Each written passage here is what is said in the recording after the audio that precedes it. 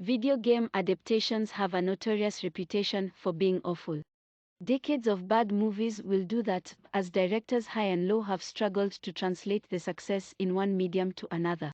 What makes video games, which have only grown to be more cinematic throughout the years, so hard to adapt? They have built-in appealing characters, narrative mythologies ripe for exploration, and even distinct visual looks that make them ideal for silver screen adaptation.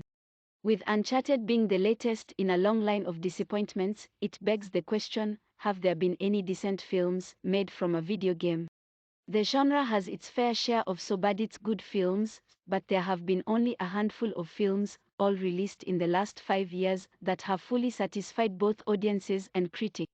What do you get when you combine Dwayne "The Rock" Johnson, a trio of oversized CG creatures, and massive destruction on a global scale?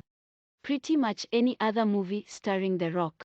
Yet while Rampage doesn't win points for originality, it does have enough humor and heart to pass the time without feeling too guilty about it.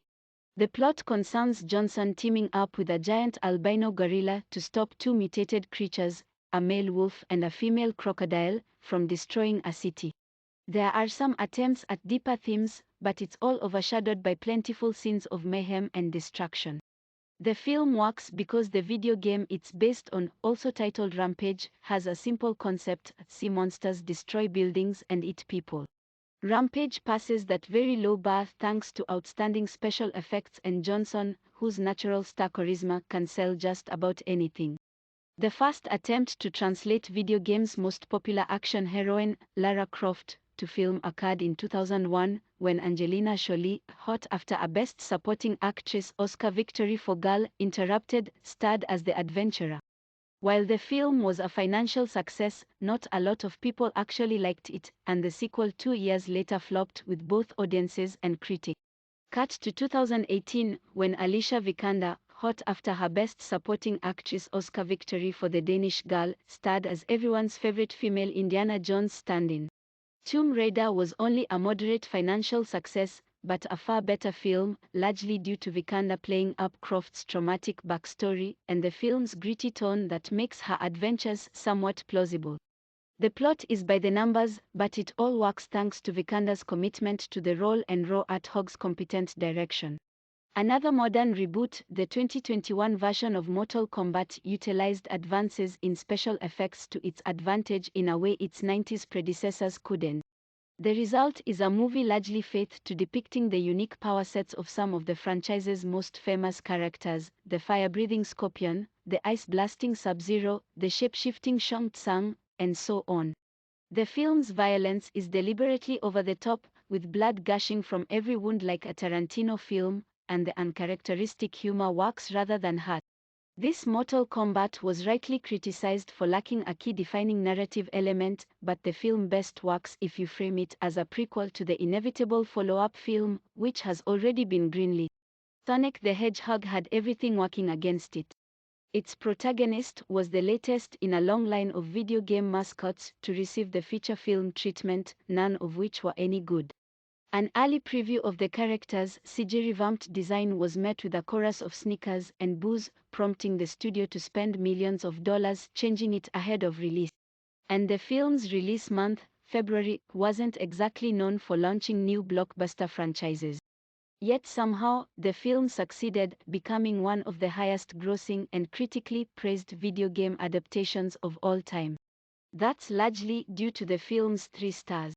As the voice of Sonic, Ben Schwartz stays true to the character's charming, hyperactive nature. As Sonic's human friend Tom, James Marsden acts as the perfect straight man to Sonic's whiplash jokester.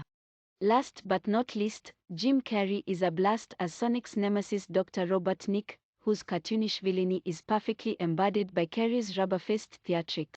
One of the most popular video game franchises is Pokémon, so it makes sense that a feature film with the colorful pocket monsters would be made eventually.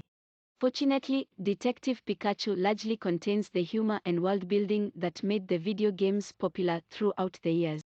The film places Pokémon's most recognizable character, Pikachu, in a murder mystery plot that allows him, and the audience, to encounter all kinds of creatures, from Mewtwo to Ditto to Bulbasaur. If these names mean nothing to you, don't worry, Detective Pikachu works for both fans and neophytes who can't tell their Eevees from their Charmanders. The film's light-hearted humor is largely supplied by Ryan Reynolds, who provides Pikachu with a disarming blend of naivete and enthusiasm that makes the character endearing. It's one of the few big-budget films that earns its willingness to plant the seed for future installments. Who wouldn't want to follow a Ryan Reynolds-voiced Pikachu on his next adventure? The best video game adaptation by far is also both the newest and least well-known film on this list. Werewolves Within is based on the Ubisoft VR title of the same name that was released in 2016. Both the game and the film chronicle the gradual decline of a small town as it is besieged by blizzards, human folly, and, of course, werewolves.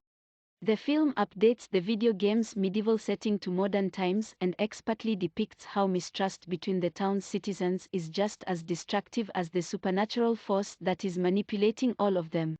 The film received a limited release in 2021 due to the COVID-19 pandemic, but is worth checking out for its atmospheric visuals and a massive storyline.